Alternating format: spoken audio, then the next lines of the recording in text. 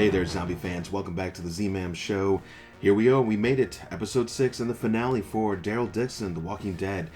You know what, guys? I think overall, I enjoyed this series more or less. I think that there was a lot of great things that were happening throughout this entire season of Daryl Dixon. And there's going to be more.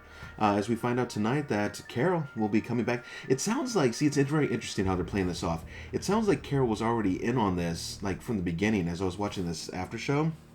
But what I thought surprising was is that I remember hearing back a year and a half ago that Carol had left due to some like financial disputes or whatever like that. So either they worked it out extremely fast somewhere in between and then just kept it super, super quiet, or maybe they just threw us for a loop, and so that way we thought, oh, Carol's not going to be back, and then it was all the more surprise for when she did come back. Who knows these things? But she will be returning, as we saw it at the very end of the episode. She actually got some footage. And I guess she actually did do those lines in the previous episode, which I didn't really think sounded like Carol's character. But either way, there it was. So, tonight's episode was pretty cool overall. We had some deaths in between. I did enjoy the gladiator battle. We got to see it. It ended off in episode 5, and we got to see it up. But Daryl makes quick work out of the first super zombie, as they were. And then we get to see Quinn comes out. And, for a second I was like, nah, they're not just going to make Quinn fight Daryl. That wouldn't appease the masses enough. And so, of course, they don't. And then they start panning the camera around, and you see all the spotlights popping on, and there's like, 5 or 6 of those things, and they shoot them all with super serum. And I thought it was super cool to see that it was amazing because it looked like the serum hit it so hard, and I guess it enrages them to such a state that I guess some of the bodies can't take it, and so within seconds the thing's head exploded. So that was gnarly and badass all at the same time, and we got to see the fight ensue. I thought the choreography was pretty cool, because Quinn is obviously not some kind of huge fighter, and of course he's not a coward either. He was out there, doing his thing, and Daryl had to lead the charge, but at a cost. And we got to see that Quinn was bitten on the back, and not surprising. When that one zombie jumped on his back, I was like, oh man, just way too close at quarters. Of course they didn't show it, but he did. And at first he tries to play it off like a burn. I think we all knew it wasn't. And so he goes out in a blaze of glory, trying to buy some time for Daryl to get up with Isabelle and Laurent. And that does happen, and that's good stuff there. Codron, he did an interesting move tonight. I want to know what you guys thought about that, because I thought it felt a little bit outside of his character, except that the fact that I guess he couldn't kill a child. I guess even he has, a line that he won't cross. And because remember, Madame Genet sends her little hit squad crew of like 3 or 4 guys along with Codron to basically go hunt down Daryl and Laurent and kill them all. And when they do finally catch up with them, Daryl's under working on that engine. And then all of a sudden, Isabelle goes quiet. And I'm like, what the hell's going on here? And then, of course, Codron's there. But the fact that he killed all them but still didn't kill Daryl. Now listen, obviously they can't kill Daryl on this show. I mean, it wouldn't make any sense. But does it really make sense for Codron that he would let Daryl live without knowing some kind of information of why he would, like if Daryl would have said, I know it would have been weird timing, but if he would have said something like, he goes, it probably doesn't matter to you anyways, but I didn't kill your brother, and I think Daryl's eyes don't lie. And I think even Codron could maybe see that too. And so the fact that he didn't say something or allude to it, along the way, and maybe there was some kind of revelation that came back to Codron that maybe Daryl didn't do it, because wouldn't it be interesting if Codron actually joined up on the other side, especially now that he's being kind of tortured to give up the location for the nest, which, by the way, was a badass and cool location out there in France. They had some beautiful scenery during this entire show. You can't deny it. Cannot deny it. Sure, maybe the story's a little, I don't know, whack in a few areas or whatever, but I think it was its eccentricness or whatever. I don't know. It's just different. It's a little different than what we're used to. And then Greg Nicotero talked about that in his little after show, and he was talking about how like the filming crews from France and the U.S. and coming together and learning from one another and their styles, and how they were like their different styles of pacing and setting up the frame shots and whatever. And honestly, I don't think it was so different that it was distracting during the show, but it was definitely fun to watch. It was fun. They had some great action during this season of Daryl Dixon, and like I said, the different locations they could use, everything from the moat with the zombies, and that crazy orchestra director and his crazy band, and then the cabaret, and it's wildness in that sense or whatever. But it's different. It's a whole different world, and they brought that to us visually, and it was very telling with the story as well. So. As for the super zombies, you guys might be wondering, what is your take on it, Mike? Because, you're probably a traditionalist. Well, I am. I mean, my favorite films are like Night of the Living Dead, the Tom Savini version. Although the original is cool and stuff, unfortunately I didn't see it back when I was younger, so it just didn't leave such an impact with me. But either way, I love Dawn of the Dead 2004 with the running zombies, even though that's against the grain. I thought it was a real fun movie. I know some of you out there don't agree, but hey, that's what's cool about cinema. It speaks to us all in a different way. And even the zombies, it speaks to us all in a different way. So I think, honestly, with the super zombie and the serum and stuff like that, it's something new, it's something fresh, and I think this was probably the right setting to introduce it, is over in Europe, to show what are they doing over there, versus over here in the U.S. and what we're up to. We've lived it for so long. I was fine with some changes and just switching up the mold a bit. It was all good. So let me know in the comments. This is my big question to you.